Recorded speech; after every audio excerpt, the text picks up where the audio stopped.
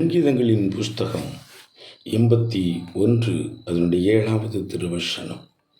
நெருக்கத்தில் நீ கூப்பிட்டாய், நான் உன்னை தப்புவித்தேன். எகிப்து தேசத்தில் இஸ்ரவேல் ஜனங்கள் அடிமைத்தனமான ஒரு வாழ்க்கை வாழ்ந்து கொண்டிருந்த போது பார்வோன் நிமித்தமாய் உண்டாயிருந்த நெருக்கத்தின் நடுவில் அவர்கள் நெருக்கங்களிலிருந்து விடுதலையாவதற்கு கர்த்தரை நோக்கி கூப்பிட்டார்கள். வேதம் சொல்லுகிறது, அவர்களுடைய கூக்குரலை தேவன் கேட்டார். எகிப்து தேசத்தில் 10 விதமான வாதைகளை கொண்டு அற்புதங்களை செய்து ஆண்டவர் அவர்கள் அடிமைத்தனத்திலிருந்து விடுதலையாக்கினார். இன்றைக்கும் தேவன் நம்முடைய கூப்பிடுதலின் சத்தத்தை கேட்பதற்கு அவர் வல்லமையுள்ளவராக இருக்கிறார். இஸ்ரவேல் ஜனத்தினுடைய கூப்பிடுதலின் சத்தத்தை கேட்டு அவரை விடுதலையாக்கினவர் உங்களையும் உங்கள் சத்தத்தை கேட்டு விடுதலையாக்க அவர் போதுமானவர். நிச்சயமாகவே அவர் உங்களை தப்புவிப்பார். நீங்கள் இருக்கிற நெருக்கங்களை மாற்றுவதற்கு, போராட்டங்களை விலக்குவதற்கு, உங்கள் கண்ணீரை துடைப்பதற்கு இயேசு போதுமானவரே. நாம் வாசித்து கொண்டிருக்கிற திருவசனத்தின் மூலம் தேவன் நமக்கு 3 விதமான அழைப்புகளை கர்த்தர் நமக்கு தருகிறார். ஒன்று, ஜெபத்திற்கான ஒரு அழைப்பை கர்த்தர் நமக்கு தருகிறார். Call to prayer. பிரச்சனைகள் வரும்போது மனிதர்களை நம்பி நீ ஓடாதே, யாரிடமும் கையேந்தாதே, நீ என்னை நோக்கி கூப்பிடு என்று கர்த்தர் இந்த வசனத்தின் மூலம் நம்மை அழைக்கிறார்.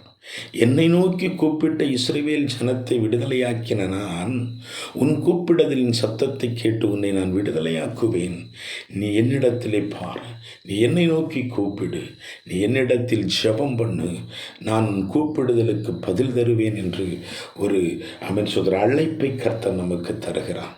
அவரை நோக்கி கூப்பிடுங்கள், அவர் உங்களுக்கு விடுதலையை தருவார், உங்களை தப்புவிக்க வல்லவராக இருக்கிறார். 2வது, ஒரு நம்பிக்கைக்கான ஒரு அழைப்பை கர்த்தர் தருகிறார். Call to faith. நம்மை தப்புவிக்க தேவனால் முடியும் என்கிற ஒரு நம்பிக்கையின் வார்த்தையை இந்த வசனத்தின் மூலமாய் தேவன் நமக்கு தருகிறார். எகிப்தின் இருப்பு நுகத்தடிகளை முறித்த தேவனுக்கு நம்முடைய தனிப்பட்ட வாழ்வில் இருக்கிற கட்டுகளை உடைக்கவும் நெருக்கங்களை மாற்றவும் அவரால் கூடும். அந்த நம்பிக்கையை கர்த்தர் தருகிறார். என்னால் கூடும், என்மேல் நம்பிக்கை வை என்று கர்த்தர் அழைக்கிறார். அவரை நம்புங்கள், அவரை விசுவாசியுங்கள். இருக்கிற இந்த சூழ்நிலையின் நடுவில் நம்மை விடுவிப்பதற்கு தேவனால் கூடும் என்கிற நம்பிக்கையை கர்த்தர் மேல் வைப்போம். அவர் நம்மை தப்புவிக்க வல்லவராக இருக்கிறார். 3வது, நன்றியறிதலுக்கான ஒரு அழைப்பு. Call to remembrance. நான் உன்னை தப்புவித்த நாட்களையும் விதங்களையும் மறந்து விடாதே என்று கர்த்தர் சொல்லுகிறார்.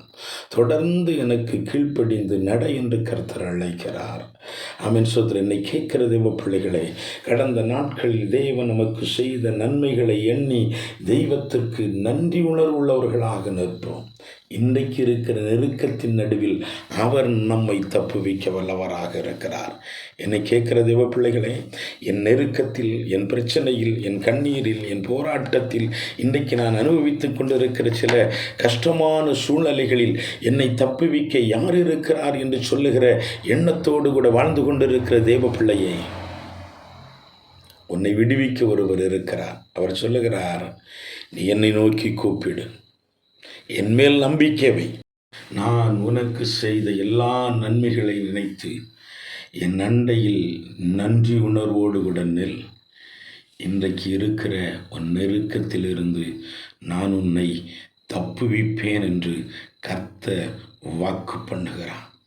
என்னை கேட்கிற தேவ பிள்ளைகளே, இந்த மாதம் கர்த்தர் உங்களுக்கு தருகிறதான வாக்கு தத்தம் அதுதான்.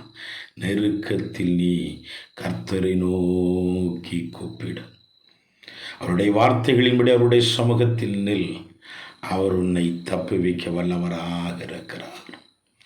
இந்த வார்த்தைகளினாலே தேவன் உங்களை ஆசீர்வதிப்பாராக என்று சொல்லி ஆண்டவருடைய நல்ல நாமத்தினால் உங்களை வாழ்த்தி ஆசீர்வதிக்கிறேன். கர்த்தர் உங்களை ஆசீர்வதிப்பாராக. ஆமென், ஆமென்.